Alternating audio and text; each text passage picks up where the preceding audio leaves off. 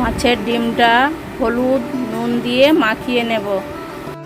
কড়াইতে তেল দিয়ে মাছের ডিমটা পাশ ওপাশ করে ভালো করে গুঁড়ো করে ভেজে নেব। ভাজা ডিমটা এক সাইড করে তাতে একটু তেল দিয়ে শুকনো লঙ্কা সম্রা ফোড়ন দেব।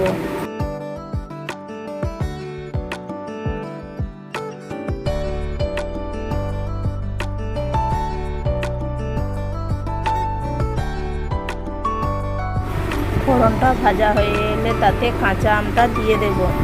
পর কিছু সময় নাড়ব। তারপর নুন হলুদ দিয়ে কিছু সময় নাড়ব।